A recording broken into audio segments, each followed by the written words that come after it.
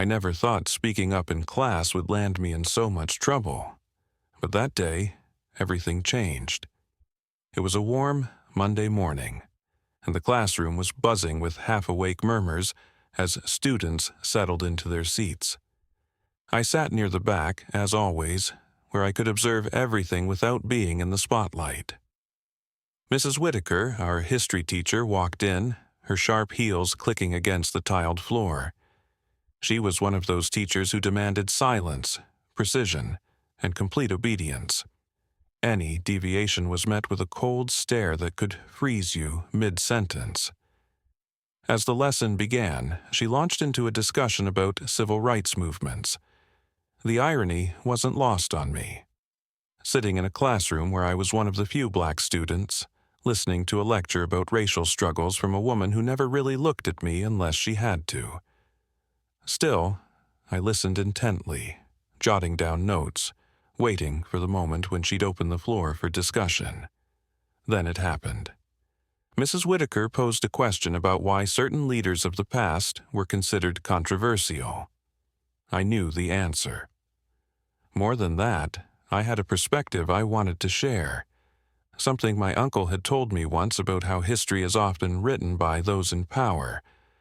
So, I raised my hand. She ignored it. I hesitated, thinking maybe she hadn't seen me. But then another student, Blake, the kid who always got praised for simply breathing, raised his hand too. She called on him immediately. He gave a textbook answer, something lifted straight from the lesson plan. She nodded approvingly and moved on. I felt a flicker of irritation. Maybe it was nothing. Maybe I was imagining it. But then she asked another question and I raised my hand again. This time, she saw me. There was a brief pause, her lips tightening, before she sighed dramatically. "Yes, him," she said, as if calling my name was a burden. I pushed down the annoyance creeping into my voice. I think some leaders were considered controversial, not because they were wrong, but because they challenged the system. People in power, stop! Her voice cut through mine like a knife. The room went silent. Everyone turned to stare. Mrs. Whitaker's face was unreadable, but there was something in her eyes, disdain maybe, frustration. This isn't a debate class. If I wanted a long-winded response, I would have asked for it. A few students snickered. My face burned. I swallowed, trying to keep my voice steady. But I was just trying to... "You were interrupting." She crossed her arms. "I don't appreciate disruptions in my class." The irritation I'd felt earlier turned into something heavier, something sharper. I raised my hand. "You called on me." Her expression darkened. "Do you want detention?" Detention, for answering a question. I felt my hands clench into fists under the desk. I could see the smirks from some of the other students, the way a few exchanged amused glances. This was entertainment for them. Just another scene in their morning routine. But for me, it was something else entirely. Because this wasn't the first time Mrs. Whitaker had done this. It wasn't the first time she had dismissed me, spoken to me as if my words didn't matter, and I knew. It wouldn't be the last, unless something changed. I kept my mouth shut for the rest of the class, but my mind was racing. The way Mrs. Whitaker had shut me down, it wasn't just disrespectful. It was intentional. She wanted to make an example out of me, to remind me of my place. When the bell rang, I gathered my things slowly, waiting until most of the students had shuffled out. I thought about confronting her, asking her outright why she always treated me differently. But when I looked up, she was already erasing the board, her back turned to me like I didn't exist. Fine. If she wanted to act like that, I wouldn't give her the satisfaction of seeing me react. The rest of the day passed in a blur, but my anger simmered beneath the surface. By the time history class rolled around again the next morning, I had made up my mind. I wasn't going to let her silence me. That day, Mrs. Whitaker continued the lesson on civil rights. I listened, waiting for the right moment. And when she asked another question, one that I knew I had a meaningful answer to, I raised my hand again. She hesitated. I could see the brief flicker of irritation cross her face before she forced a tight smile and called on someone else. I didn't lower my hand. The student answered. She nodded, praised them, and moved on. I still didn't lower my hand. A few students glanced at me, some amused, others curious. I saw one of the girls whisper something to her friend, both of them giggling. Finally, Mrs. Whitaker turned to me, her smile gone. "Do you need something?" I kept my voice calm. I was hoping to answer the question. "You had your chance yesterday." "No, I didn't. You cut me off." Her jaw tightened. "I decide who speaks in my classroom." I exhaled slowly, my fingers pressing into the desk. "So, why do you always skip me?" The room went silent. The air felt heavier, charged with the kind of tension that made people hold their breath. Mrs. Whitaker's eyes locked onto mine, and for a second, I saw something flicker there. Something defensive. Something she wasn't used to being confronted with. But she masked it quickly, straightening her posture. "I don't tolerate disruption," she said coldly. I leaned forward slightly. "How is it a disruption to participate in class?" She slammed her textbook shut. The sound echoed through the room, making a few students jump. "That's it, stay after class." Murmurs rippled through the room. A few students exchanged glances. Some smirked, entertained by the sudden shift. Others looked uncomfortable, unsure of what was happening but aware that something wasn't right. I sat back in my chair, my heart pounding, but I forced myself to stay composed. Fine. If she wanted me to stay after class, I'd stay. But I wasn't going to let this slide. When the final bell rang, students filed out quickly, eager to escape whatever was about to go down. I stayed seated, watching as Mrs. Whitaker gathered her things, acting like she wasn't furious. But I could see it. The way her hands moved a little too quickly, the way she avoided looking at me right away. Once the last student left, she finally turned, arms crossed. "You have an attitude problem," she said. I raised an eyebrow. "Because I wanted to answer a question." "Because you're disrespectful." I let out a small laugh, shaking my head. "You call it disrespect. I call it standing up for myself." Her face flushed slightly, but she recovered fast. "You think you're proving something," she scoffed. "Let me be clear. If you keep up this behavior, there will be consequences. You may think you can challenge me in my own classroom, but you will not win." There it was. The real truth beneath the polished words. She saw me as a challenge, a problem to be handled, controlled, silenced. I clenched my jaw. "I just want to be treated the same as everyone else." She tilted her head, smiling faintly. "Then start acting like everyone else." I stared at her, the weight of her words settling in. She wasn't even trying to hide it anymore. To her, acting like everyone else meant knowing when to stay quiet, knowing when not to push back, knowing when to accept my place. I nodded slowly, pushing back my chair. "All right?" She looked almost satisfied, thinking I had given up. But she had no idea what was coming. The next morning, I walked into school expecting things to be tense, but I wasn't prepared for what happened next. As soon as I stepped into the hallway, I heard whispers. People glanced at me, some shaking their heads, others smirking like they knew something I didn't. Before I could figure it out, my best friend Malik rushed up to me, his face twisted with concern. "Bro, you're in trouble," he muttered under his breath. I frowned. "What are you talking about?" He pulled out his phone and turned the screen toward me. There, in our school's online portal, was an official announcement. Effective immediately, my name has been suspended for insubordination and repeated disruptions in class. My stomach dropped. What? I snatched the phone from his hand, reading it again just to make sure I wasn't imagining things. Suspended? For what? For answering a question? For not letting Mrs. Whitaker walk all over me? Anger surged through me. I had expected her to be mad, maybe even give me detention, but suspension, that was a whole new level. She wasn't just trying to silence me, she was trying to ruin me. A suspension would go on my record, mess up my grades, and make it look like I was some kind of problem student. She really did it, Malik said, shaking his head. I told you, man, she's been waiting for a reason.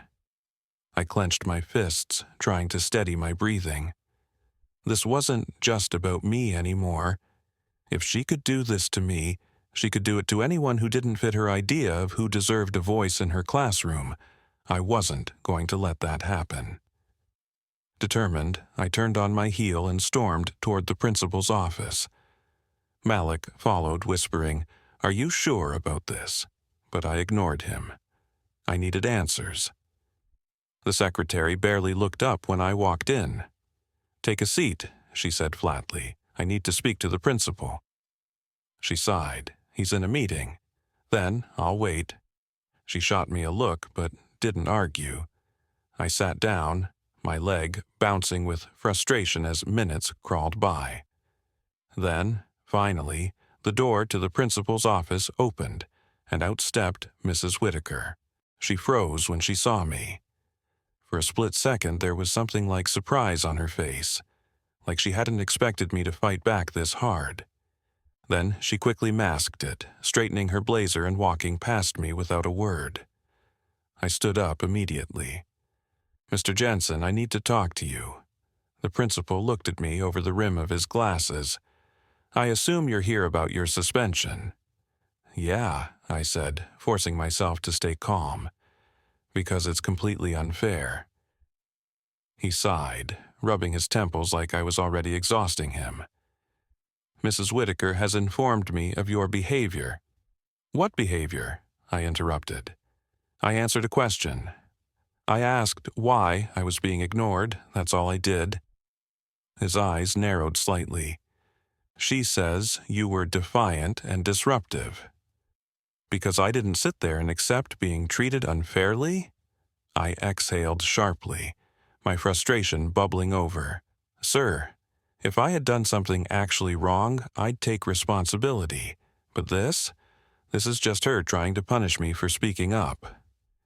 Mr. Jensen hesitated.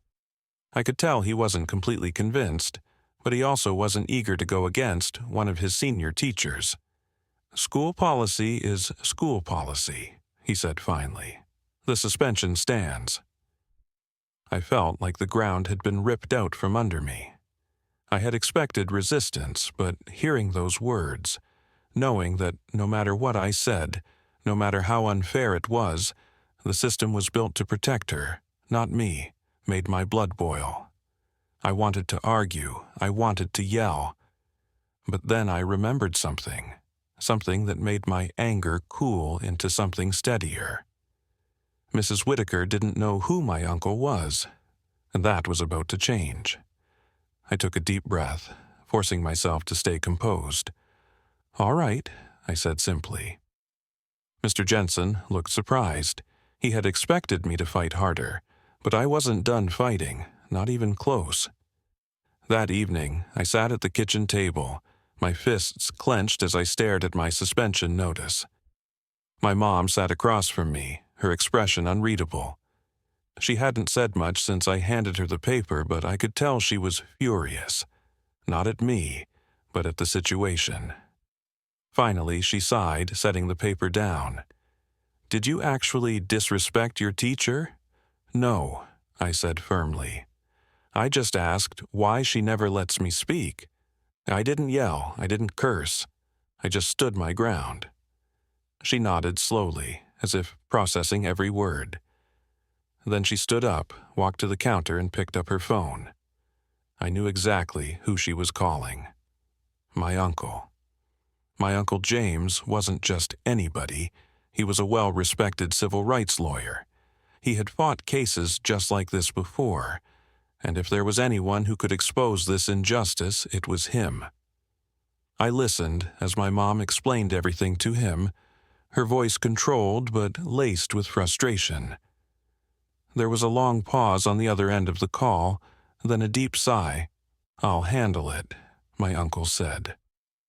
The next morning, I walked into school with my mom and uncle by my side. Students whispered, eyes widening when they saw us.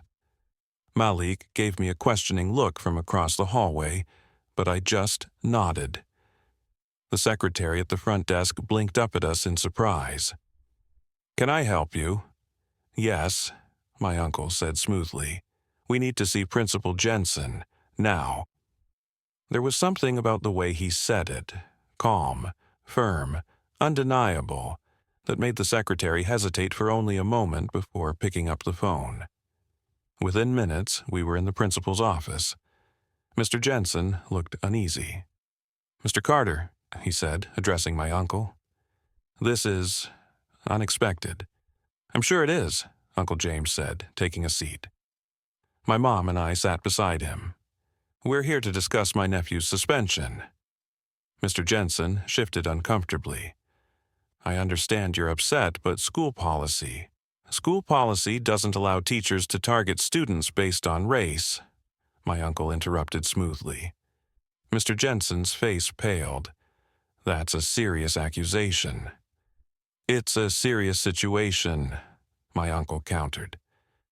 "Let's go over what happened. My nephew participated in class, and instead of being treated fairly, he was ignored, reprimanded, and ultimately suspended for standing up for himself.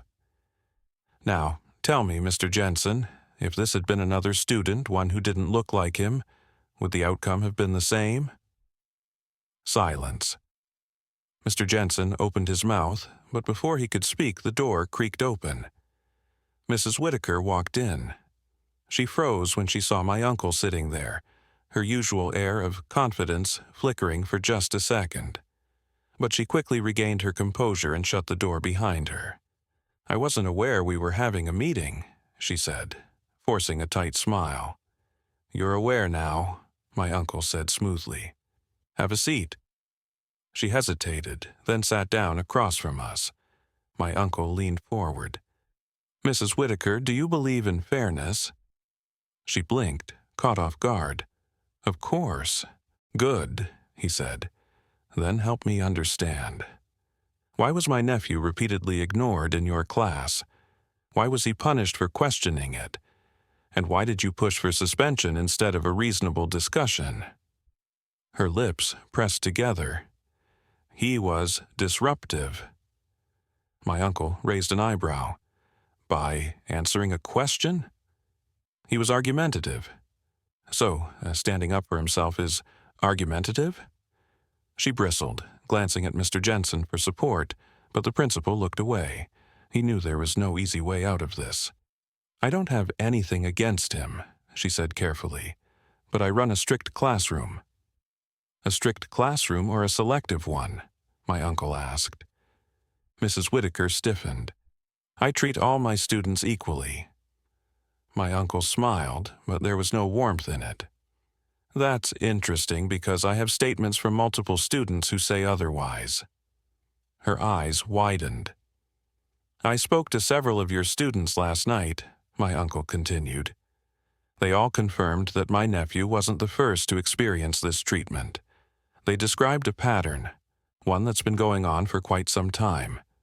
She swallowed hard. Mr. Jensen shifted in his seat, clearly uncomfortable.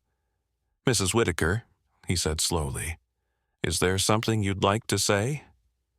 For the first time, real fear flashed across her face. She was realizing she wasn't in control anymore. She trailed off, her usual confidence crumbling.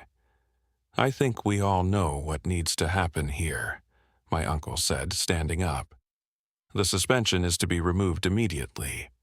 My nephew's record will remain spotless, and I strongly suggest you reconsider who you choose to silence in your classroom."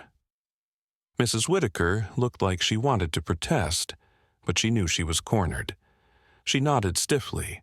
My uncle turned to Mr. Jensen. "I trust you'll handle this properly." Mr. Jensen cleared his throat. "Yes, of course." I stood up, feeling a weight lift off my shoulders. As we walked out of the office, Malik was waiting in the hallway. "Dude," he whispered, "what just happened?" I smiled for the first time in days. Justice. As we walked out of the principal's office, a strange feeling washed over me. It wasn't just relief, it was something deeper. A sense of validation, of being heard. For so long I had felt invisible in that classroom, but today that changed. My uncle patted my shoulder as we stepped into the hallway.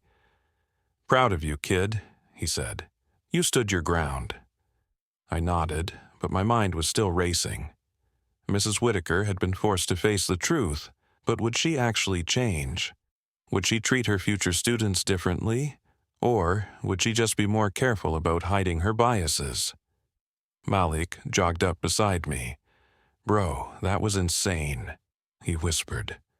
"I wish I could have seen her face when your uncle called her out." I smirked. She didn't see it coming. As we walked to my locker, I could feel other students watching me. Some nodded in silent respect. Others whispered to their friends. It wasn't often that a teacher got called out like that. But this wasn't just about me. It wasn't just about Mrs. Whitaker either. It was about something bigger.